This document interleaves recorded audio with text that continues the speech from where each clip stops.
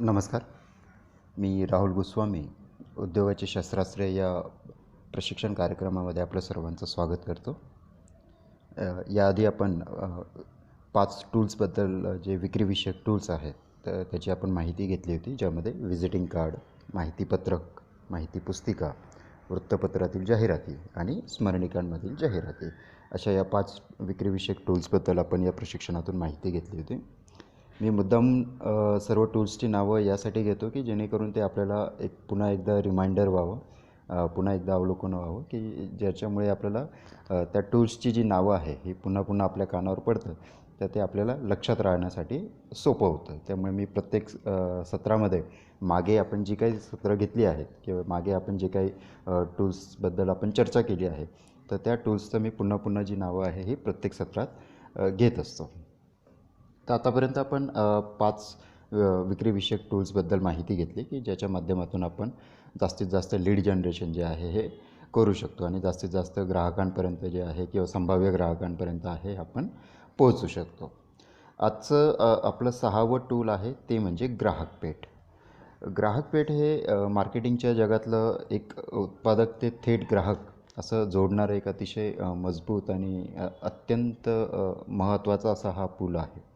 सणवार असो किंवा उत्सव आहे, यात्रा आहे, विशेष कार्यक्रम आहे, तर या निमित्ताने गावात किंवा शहरात ग्राहकपेठांचे आयोजन करण्यात येतं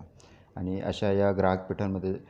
त्या पर्टिक्युलर गावातले किंवा पंचक्रोशीतले असं किंवा शहरातील जे नागरिक आहेत ते या पेठेमध्ये बहुसंख्येने खरेदीसाठी भेट देत असतात आणि अशा या ग्राहकपेठांमधून आपण जर स्टॉल बुक केला तर आपण आपल्या कार्याचं एक चांगलं ब्रँडिंग जे आहे की म्हणजे आपण लोकांपर्यंत आपला व्यवसाय पोहोचवणे, तर आपल्या व्यवसायाविषयी माहिती जी आहे ही आपण ग्राहकांपर्यंत आपण पोहोचवू शकतो. आणि त्याचा अजून एक दुसरा फायदा म्हणजे की आपण थेट एक आपण स्वतः जर उत्पादक असू किंवा आपण ट्रेडर जरी असलो तर आपण एक आपल्या ग्राहकांना थेट आपले सेवा जी आहे किंवा उत्पादनं आहे तर त्यांची विक्री जी आहे ही या ग्राहकपेठेतील स्टॉलच्या माध्यमातून आपण करू शकतो.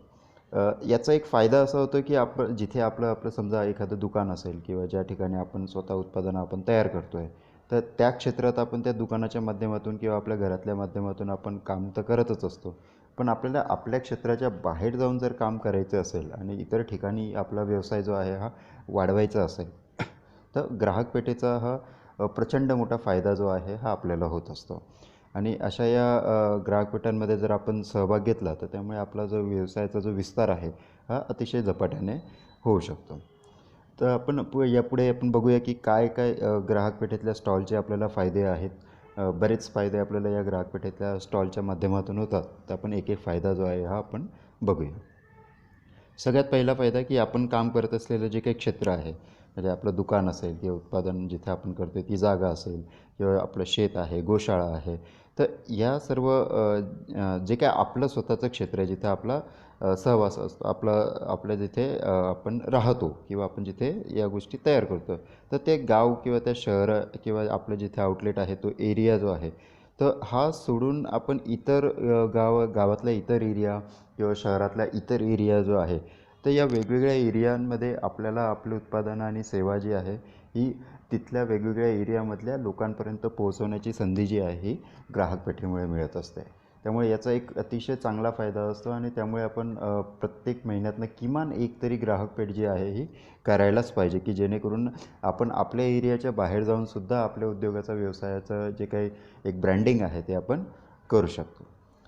दुसरा फायदा असा की नवीन ग्राहकांबरोबर आपल्याला व्यवसायाची जी काही आहे ती आपली सीमा वाढते. म्हणजे नवीन ग्राहकांबरोबर आपण संबंध आपण चांगले होऊ शकतात. आपल्याला नवीन नवीन लीड्स आपल्याला जनरेट होऊ शकतात आणि त्यामुळे त्या गाव किंवा त्या शहराच्या एरियामध्ये आपल्या कामाचं ब्रँडिंग होतं. हे खूप महत्त्वाचं आहे. म्हणजे आपल्या व्यवसायाच्या सीमा ज्या आहेत ती आपल्याला वाढवायच्या आहेत आणि त्याचा खूप चांगला बेनिफिट जो आहे आपल्याला ग्राहकपेठेनिमित्त होत असतं. आपल्या ग्राहकाची तिसरा फायदा म्हणजे आपल्याला ग्राहकाची जी काही कक्षा आहे ती रुंदावते आणि परिणामी म्हणजे आपला व्यवसाय वाढतो. ग्राहकांची कक्षा रुंदावणे म्हणजे काय की वेगळ्या एरियामध्ये जाऊन आपल्याला नवीन नवीन ग्राहक जे आहे हे आपल्याला भेटतात. आपण ब्रँडिंग वगैरे करतो वगैरे ते ठीक आहे, पण ज्यावेळी उद्योग ॲक्च्युअल आपल्याला बेनिफिट कधी येतो की ज्यावेळी आपण एखादा सेवा किंवा एखादी वस्तू आपण ज्यावेळी विकली जातं तर त्यावेळी आपल्याला अर्थार्जन आपल्याला होत असतात आणि नवीन नवीन ग्राहक जे आहे प्रत्यक्ष म्हणजे एक संभाव्य ग्राहकांमधून प्रत्यक्ष ग्राहकांमध्ये त्यांचं कन्व्हर्जन होतं. तर अशावेळी आपली जी काही ग्राहक कक्षा आहे ती रुंदावते आणि त्याचा एक म्हणजे आपल्याला चांगला बिझनेसचा जो काही परिणाम आहे तो आपल्याला मिळत असतो. त्यामुळे अशा काही ग्राहकपेठा आहेत की त्या पर्टिक्युलर तुम्हाला काही चांगले एरियाज असतील तर त्या ठिकाणी तुम्ही त्या ग्राहकपेठांमध्ये सहभाग जो आहे हा निश्चित करायला पाहिजे. चौथा फायदा आपल्याला असा होतो की ग्राहकपेठ संपल्यानंतरही त्यातून मिळालेला जो काही डेटाबेस असतो आपण त्या एरियातल्या संभाव्य ग्राहकाशी जोडून राहतो त्या डेटाबेसच्या माध्यमातून आणि त्यामुळे ग्राहकपेठ सुरू असताना तर आपल्याला व्यवसाय मिळतो पण ग्राहकपेठ संपल्यानंतरसुद्धा आपल्याला ऑर्डर जे आहे ते मिळू शकतात. तर हा एक त्याचा एक खूप मोठा फायदा जो आहे हा आपल्याला मिळतो. म्हणजे आपण एखाद्या एरियामध्ये समजा एक एरिया आपल्या शहरातला आहे तर त्या ठिकाणी तुम्ही ग्राहकपेठेत स्टॉल आपण घेतला होता आणि एक 3 दिवसाचा किंवा 4 दिवसाची ग्राहकपेठ ती होती. तर ती त्या ग्राहकपेठेमध्ये आपण आपली सेवा किंवा आपली उत्पादनं तर विकलीच. पण ते जे काही व्हिजिटर त्या ठिकाणी आले जे लोकांनी त्या ठिकाणी आपल्या स्टॉलला भेटी दिल्या तर त्यांचा आपण डेटाबेस जो आहे हा आपण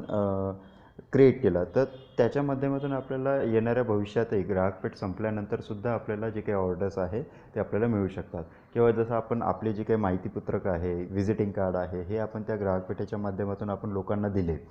तर त्यामुळे काय की आपल्या व्यवसायाचं जे काही माहिती आहे ही लोकांपर्यंत पोहोचते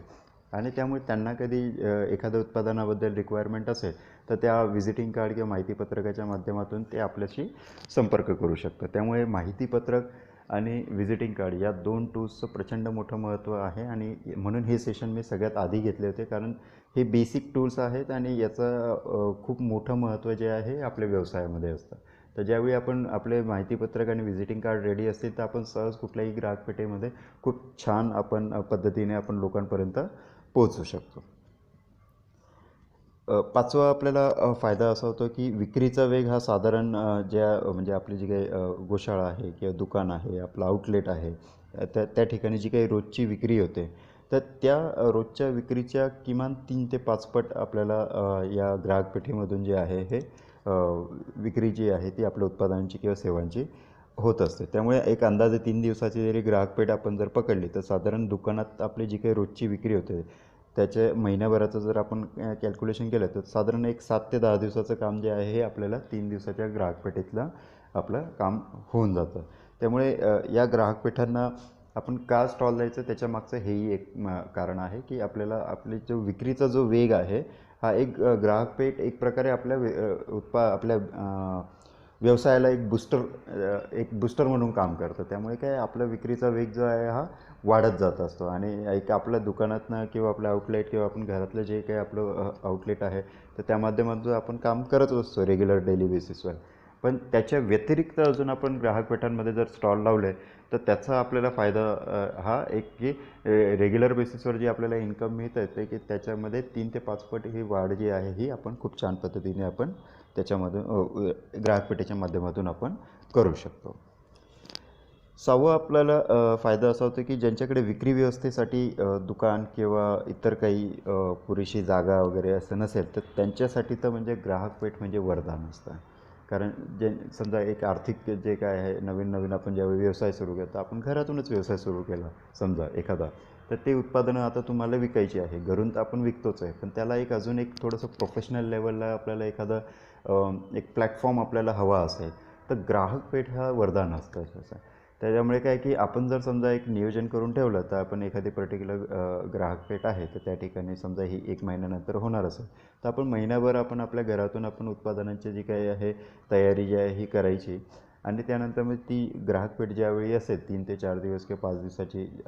असते नॉर्मली ग्राहकपेठ तर त्या ग्राहकपेठेमध्ये मग आपण महिनाभर जरी आपण मेहनत करून आपण उत्पादनं किंवा सेवा तयार करून ठेवल्यास त्या ग्राहकपेठेच्या माध्यमातून आपण त्या लोकांपर्यंत विकू शकतो. म्हणजे महिनाभर घरेलू उत्पादन जरी तुम्ही तयार केले तर त्याच्यासाठी एक खूप चांगला प्लॅटफॉर्म जो आहे हा ग्राहकपेठ असतो. त्यामुळे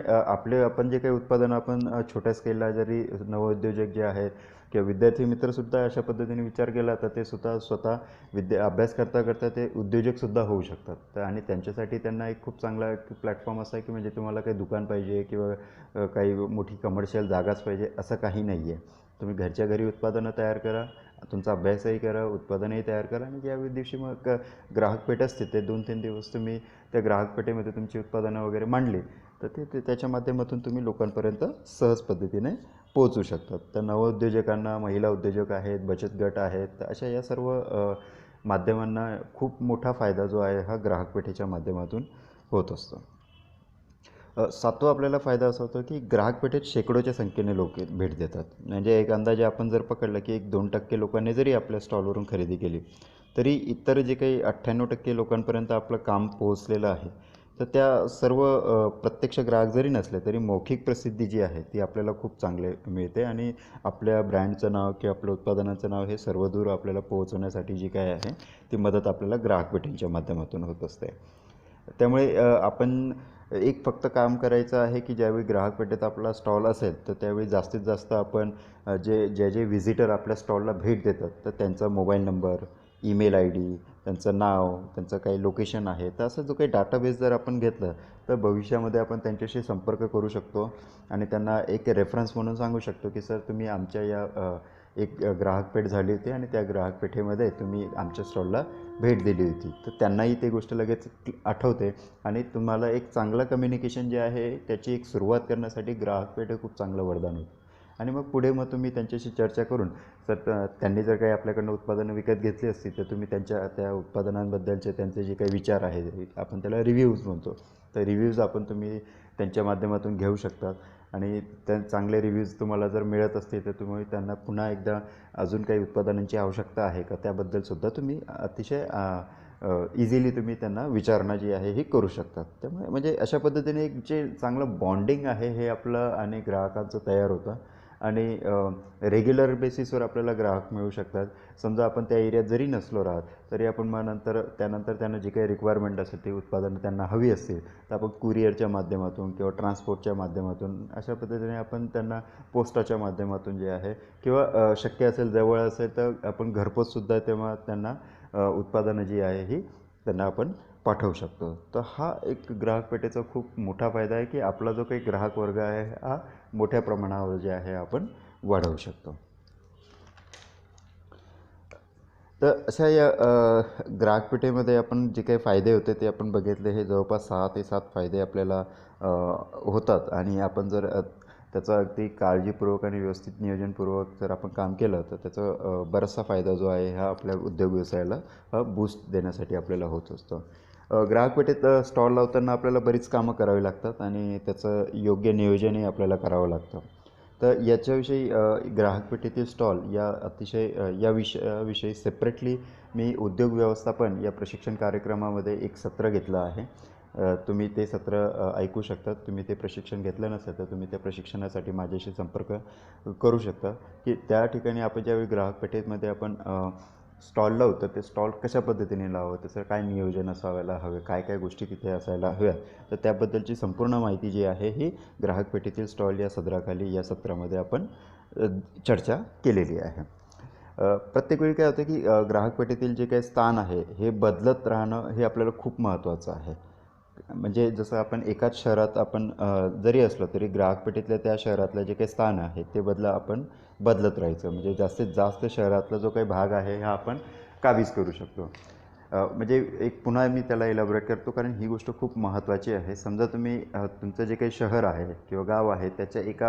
एका नगरात तुम्ही राहतात, तर तुम्ही पुढचं ज्यावेळी ग्राहकपेठ होईल तर ज्या ठिकाणी तुमचं दुकान नाही आहे किंवा ज्या ठिकाणी तुमचं उत्पादनाचं स्थान नाही आहे किंवा तुमचं घर नाही आहे, अशा वेगळ्या एरियामध्ये, वेगळ्या नगरात, वेगळ्या ठिकाणी ग्राहकपेठ होत असेल तर त्या ठिकाणी तुम्हाला स्टॉल लावायचा आहे. त्या ठिकाणी तुम्हाला तो सहभाग जो आहे हा घ्यायचा आहे. त्यानंतर मग ज्यावेळी पहिल्या ठिकाणी पहिलं जे काही नगर असेल ज्या ठिकाणी तुम्ही स्टॉल लावला होता, आता पुढच्या वेळीची जी काही ग्राहकपेठ असेल तर त्याचा शोध घ्या की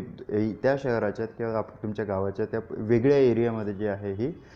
ग्राहकपेठ पुढे होत असेल तर दुसऱ्या ठिकाणी तुम्ही जे काय दुसऱ्या नगरामध्ये जे आहे त्या ठिकाणच्या ग्राहकपेठेमध्ये तुम्ही स्टॉल जे आहे हे लावा. याच्याने काय होतं की आपण आपल्या त्या पर्टिक्युलर शहराच्या किंवा गावाच्या त्या वेगवेगळ्या एरियामध्ये जे आहे हे आपला स्टॉल जो आहे हा आपण लावला तर तिथल्या वेगवेगळ्या एरियांमधल्या नागरिकांशी जो आहे हा आपला संपर्क येतो. कारण नॉर्मली काय होतं की ज्यावेळी ग्राहकपेठ असते तर त्याच्या साधारण एक 2 ते 5 किलोमीटरच्या रेंजमधले जे काही लोक आहेत हे त्या ठिकाणी त्या ग्राहकपेठेला जे आहे हे भेट देत असतात. त्यामुळे प्रत्येक आपण जसं मराठीत एक म्हणा 5 कोस पे पाणी बदले 10 कोस पे वाणी, तसंच पद्धतीने मार्केटिंगमध्ये सुद्धा आहे की आपण जर ग्राहक पेठेतले एरियाज जे आहे हे बदलत राहिले, तसं आपण शहरातल्या वेगवेगळ्या भागांना जे आहे हे भेट देऊन आपण आपलं जे काही काम आहे हे करू शकतो.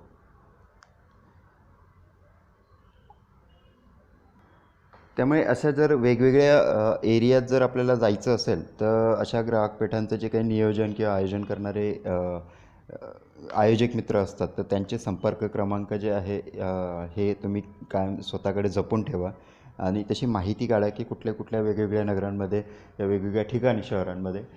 ग्राहकपेठा ज्या आहेत या भरत असतात आणि त्याच्याकडून मग तुम्ही त्यांचं वर्षभराचं जे काय आहे ग्राहकपेठाचं नियोजनाच्या तारखा किंवा इतर जी काही माहिती आहे तीसुद्धा तुम्ही घेऊन ठेवू शकतात आणि त्याच्याप्रमाणे म्हणजे त्यांच्या नियोजनाप्रमाणे जर आपण आपल्या कामाचं नियोजन केलं तर आपल्याला मार्केटिंग करायला हे खूप सोपं होईल. की समजा आपल्याला माहीत पडलं की एखाद्या शहरामध्ये पुढच्या महिन्यात येणाऱ्या 20 तारखेला एक ग्राहकपेठ आहे, त्यानंतर मग पुढची जी ग्राहकपेठ आहे त्याच शहरात दुसऱ्याकडे ही 25 तारखेला आहे. तर समजा आपल्याला आत्तापासून 1 महिना मिळाला आहे, तर या 1 महिन्यामध्ये तुम्ही तुमचे जे काही उत्पादनं आहे ते तयार करून ठेवू शकता किंवा सेवांबद्दल तुम्हाला जे काही माहिती आहे त्याची तयारी तुम्ही करून ठेवू शकतात आणि त्यानंतर मग तुम्ही त्या पर्टिक्युलर शहरात गेलात तर 20 तारखेचं तुम्ही पहिली ग्राहकपेठ आहे ती अटेंड तुम्ही केली 3 ते 4 दिवसाची आणि त्यानंतर मग पुढची जी ग्राहकपेठ आहे ही 25 तारखेला वेगळ्या ठिकाणी आहे, तर ती पण तुम्ही ग्राहकपेठ जे आहे हे एकाच वेळी जे आहे 2 ग्राहकपेठा तुम्ही अटेंड हे करू शकता. त्यामुळे त्याचा फायदा असा की तुम्हाला टाईम टेबल तयार करता येईल आणि उत्पादनंही तुम्ही त्या पद्धतीने तेवढी तयार करून घेऊ शकतात. तुम्हाला फक्त एक करायचं आहे की बऱ्याच ग्राहकपेठांमधले स्टॉलचं बुकिंग हे 2 ते 3 महिने आधीच होतं. त्यामुळे कुठल्या ग्राहकपेठेत आपल्याला सहभाग घ्यायचा आहे याचं खूप आधी नियोजन जे आहे हे तुम्ही करून ठेवा आणि त्यांच्याकडनं मग ग्राहकपेठेत सहभागी होताना त्यांना खर्चाचा जो काही आपल्याला ताळमेळ येतो हे आपल्याला व्यवस्थित ठेवता येतो. लॉजिस्टिक्सचा आपण जर विचार करून घेतला तर त्याचंही नियोजन आपल्याला व्यवस्थित करता येतं आणि एक खास प्रश्न हा नक्की विचारायचा जे कोणी आयोजक असतील त्यांना की साधारण किती लोकं भेट देऊ शकतील ग्राहकपेठेला, तर त्याचे एक अंदाजे जी काही संख्या आहे ती संख्या जाणून घ्यायचा प्रयत्न नक्की करा आणि किंवा ते जे ग्राहकपेठेचे आयोजक आहेत तर ते कशा पद्धतीने मार्केटिंग करणार आहेत, म्हणजे जे माहितीपत्रकाच्या माध्यमातून ते लोकांपर्यंत पोहोचणार आहे किंवा डिजिटल माध्यमातून ते लोकांपर्यंत पोहोचणार आहे, तर साधारण त्यांना काय अपेक्षा आहे की किती लोक साधारण भेट हे देऊ शकतात. तर त्या भेटीप्रमाणे तुम्हाला फक्त कार्य करायचं आहे की समजा एखाद्या ग्राहकपेठेतल्या आयोजकाने सांगितले की साधारण एक 5,000 लोक आम्हाला अपेक्षित आहे. आता आपण ज्यावेळी तयारी करू तर त्यावेळी काय करायचं आहे की समजा त्यांना 5,000 लोकांची अपेक्षा आहे की 5,000 लोक ग्राहकपेठेला भेट देतील. तर आपल्याला एक गोष्ट लक्षात घ्यायची की समजा आपण असं धरून चालायचं की साधारण 1,000 लोक जे आहेत हे आपल्या स्टॉलला भेट देतील, कारण ग्राहकपेठेत आलेले सगळेच आपल्या स्टॉलला भेट देतील असं नसतं. त्यामुळे आपण 80-20चा आपण हा रेशो पकडायचा, जो एक स्टँडर्ड मार्केटिंगमध्ये एक स्टँडर्ड रेशो आहे हा पकडतात. तर आपण एक 80-20चा जर रेशो पकडला की साधारण 5,000 लोकांचा जर फुटफॉल हा ग्राहकपेठेमध्ये होणार असेल तर त्याच्यातले 1,000 लोक जे आहे हे आपल्या स्टॉलला जे आहे हे भेट देतील आणि आपल्या स्टॉलला भेट दिलेले प्रत्येकच व्यक्ती आपल्याकडनं उत्पादनं आहे किंवा सेवा विकत घेतील असं काही नाही आहे. त्यातही पुन्हा 80-20 येतो, म्हणजे साधारण 1,000 लोक ज्यावेळी भेट देतील तर त्याच्यातले साधारण 100 ते 200 लोक जे आहेत हे आपल्याकडनं उत्पादनं किंवा सेवा जे आहे हे विकत घेतील. त्यामुळे अशा पद्धतीने आपल्याला संपूर्ण जे काही नियोजन आहे हे 100 ते 200 लोक आपल्याकडनं जी उत्पादनं आहे ही विकत घेतील, तर त्या पद्धतीने आपल्याला तेवढा जो माल आहे हा आपल्याला घेऊन जायचा आहे. तेव्हा पॅम्पलेट मात्र आपल्याला किंवा जे माहितीपत्रक आहेत ते मात्र आपल्याला 5,000च्या हिशोबानेच घेऊन जायचे, कारण आपल्याला लोकांपर्यंत पोहोचणं खूप गरजेचं आहे. त्यामुळे कोणी आपल्याला भेटो किंवा न भेटो, आपल्याकडनं खरेदी करो किंवा न करो, पण त्यांच्यापर्यंत आपलं व्हिजिटिंग कार्ड आणि आपलं जे काही माहितीपत्रक आहे हे गेलंच पाहिजे. आणि दुसरं एक महत्त्वाची गोष्ट की जे व्हिजिटर आपल्या स्टॉलला भेट देणार आहेत तर त्या प्रत्येक व्यक्तीचा आपल्याकडे संपर्क क्रमांक, त्यांचं नाव, ईमेल ID आणि मोबाईल नंबर हे 4 गोष्टी ज्या आहेत ते आपल्याला मिळाल्याच पाहिजे. तर याच्याकडे आपल्याला कटाक्षाने लक्ष द्यायचं आहे आणि त्या अनुषंगाने आपल्याला नियोजन जे आहे हे करायचं आहे. तर साधारण एका स्टॉलवर 2 लोक जर असले तर हे खूप चांगलं होतं की एक जण जे आहे, एक व्यक्ती जे आहे हे येणाऱ्या व्हिजिटरला अटेंड करतील आणि त्यांचा नाव, नंबर, संपर्क क्रमांक आहे ते घेतील आणि दुसरे व्यक्ती जे आहे ते त्या व्हिजिटर्सला जे उत्पादनं किंवा सेवा आहेत तर त्याच्याबद्दलची जी काही माहिती आहे ती लोकांना देत असते. तर असं जर आपण कॉम्बिनेशनमध्ये काम केलं तर त्याचा खूप चांगला परिणाम जो आहे तो तुम्हाला मिळेल आणि त्याच्या माध्यमातून मॅक्सिमम लीड जनरेशन आहे ते करू शकतो, मॅक्सिमम उत्पादनांची विक्री आपण करू शकतो, मॅक्सिमम सेवांची विक्री जी आहे ही या स्टॉलच्या माध्यमातून आपल्याला